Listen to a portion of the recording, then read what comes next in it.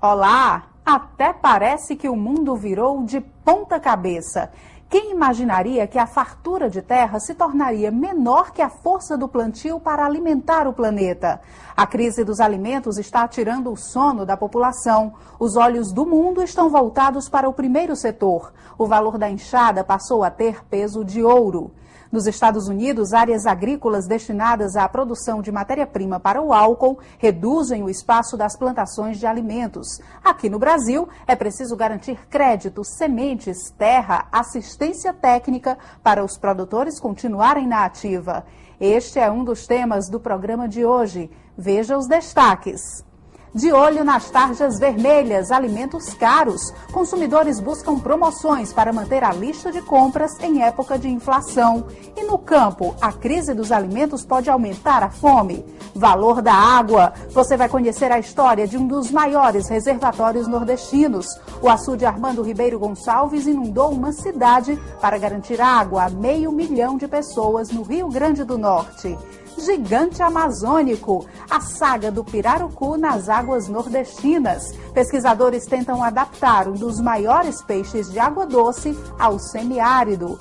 O programa Conhecer está no ar. A infraestrutura hídrica construída no semiárido impulsiona o desenvolvimento da região. A água armazenada irriga plantações, abastece as indústrias, assegura o consumo humano e estimula o turismo. No Rio Grande do Norte, o açude Armando Ribeiro Gonçalves, popularmente conhecido como Açu, alimenta uma rede produtiva. A história do reservatório acompanha a história do estado. A partir dele, cidades foram criadas e a zona rural ganhou produtividade.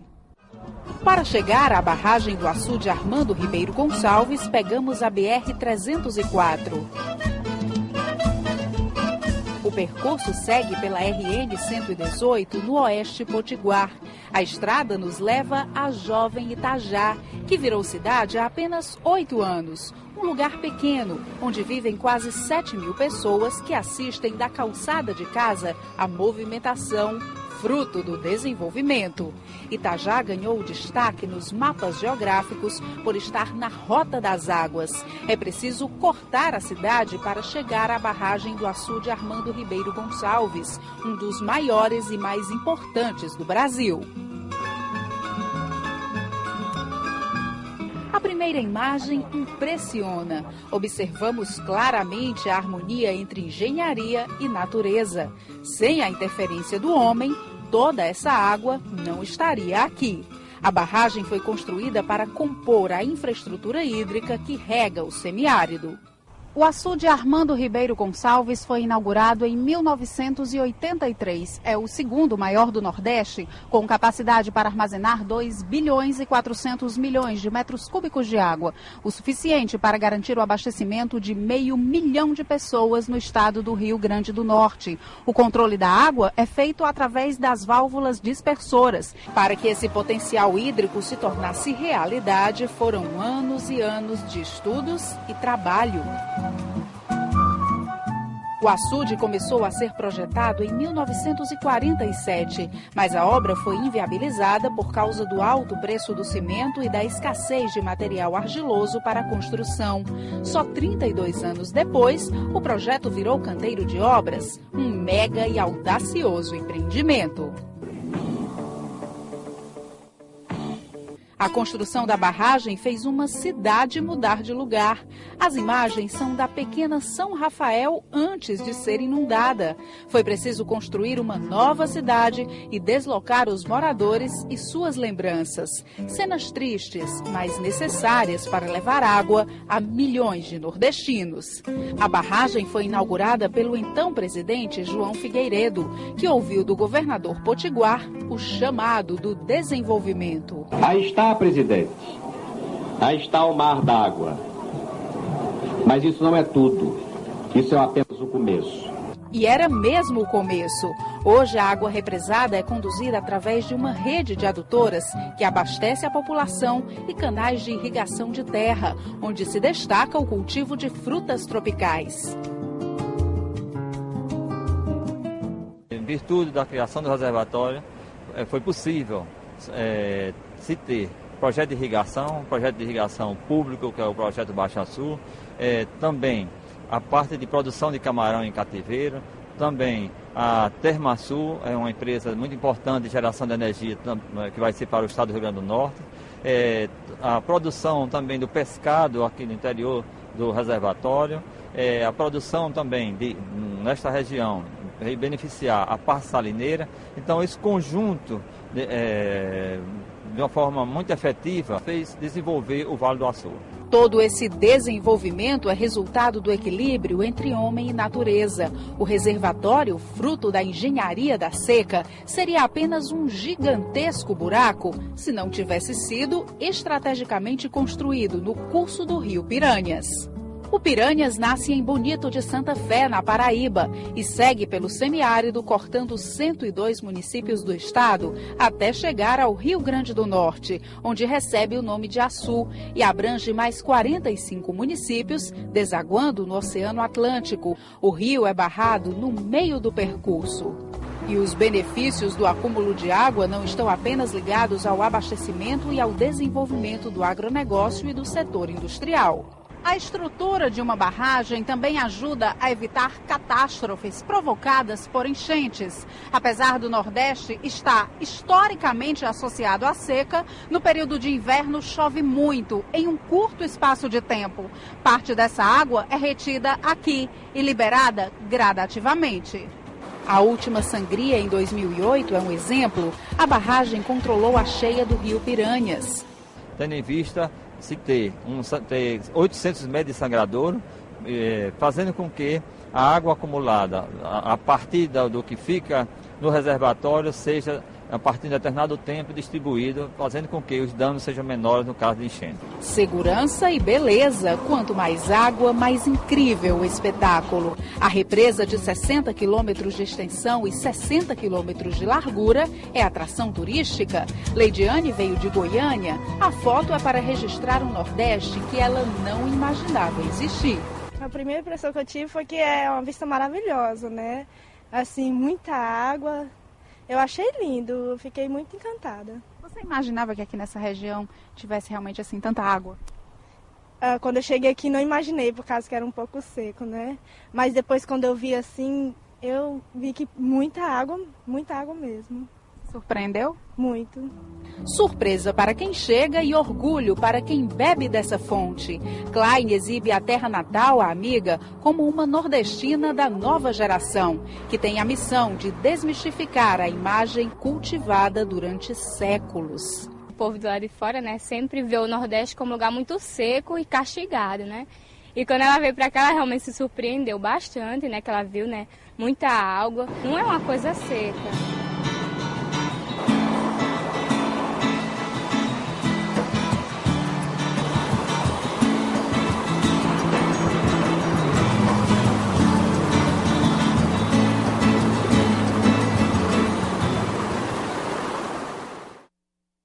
No próximo bloco, a crise dos alimentos. Você vai saber por que os preços estão subindo e conhecer as alternativas para garantir comida na mesa em época de inflação. A caprino-ovinocultura brasileira mostra cada vez mais sua força. O setor emprega 300 mil famílias no país, o que equivale a 1,5 milhão de pessoas. O rebanho nacional tem números expressivos, são 10 milhões de caprinos e 15 milhões de ovinos. A região Nordeste é responsável por 93% da produção de cabras e bodes e também lidera no caso de ovelhas e carneiros, com 58% do rebanho do país. O leite de cabra é um dos itens de maior poder de mercado da cadeia produtiva, que tem proteínas, é valioso na nutrição infantil e na prevenção de anemias, além de agregar valor aos derivados como queijos, leite em pó, iogurtes e cosméticos.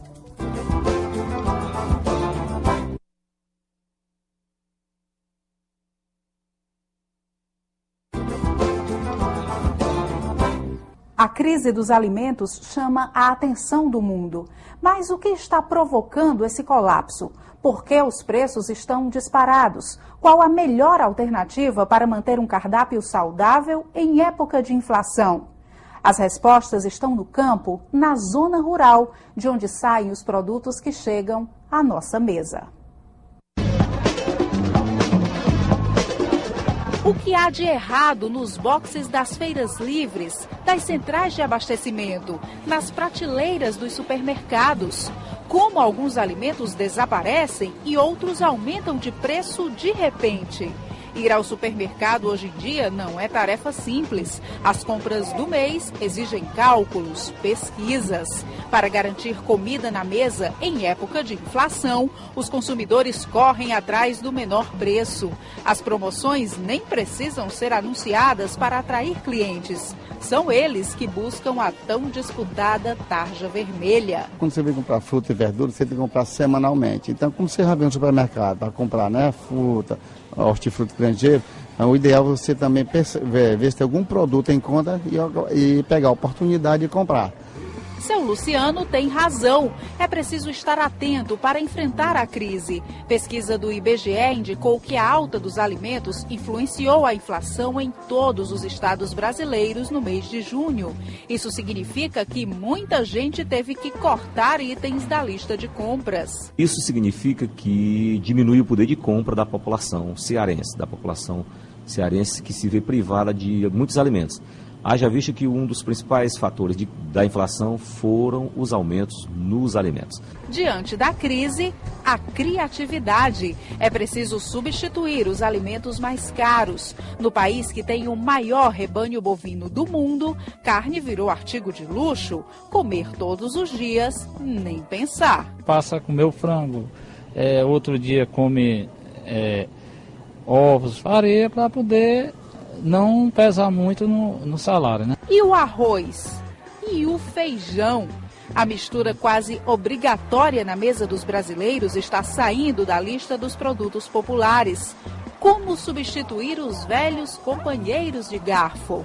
Esse daí a gente não é insubstituível, né? Mas geralmente a gente usa o de corda e já amarra o carioquinha, porque o carioquinha subiu quase R$5 o quilo, né? E o outro baixou, ficou melhor. E nas feiras livres, ainda vale a velha dica de que hora boa para comprar é fim de feira? Na verdade, o que vale mesmo é a pechincha, a choradeira de quem está ganhando pouco e pagando caro para se alimentar. 3 caixas de vale, mas você vai pra mim, meu amigo? 3 caixas de vale, 3 vezes 100, 18, não pode pagar 18 pontos aí, rapaz. Mas qual é a explicação para a alta dos alimentos? A resposta está no homem que desenvolveu a indústria sem se preocupar com a poluição. Desviou rios, sem saber se a mudança de curso mataria animais, destruiria a vegetação. A tese de intervenção prejudicou a terra, de onde sai a comida que alimenta o mundo.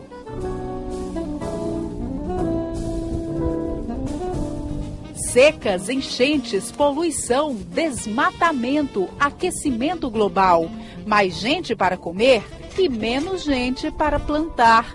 O Brasil, um dos maiores produtores de alimentos do mundo, busca alternativas para vencer a crise. É hora de olhar com mais atenção para o setor primário. O governo anunciou mais incentivos à agricultura no Plano Safra 2008-2009. A ideia é estimular a produção com liberação de crédito para os cultivos e com a renegociação de dívidas rurais, para que os produtores inadimplentes possam financiar novas plantações. A gente trabalhando, a gente constrói, né?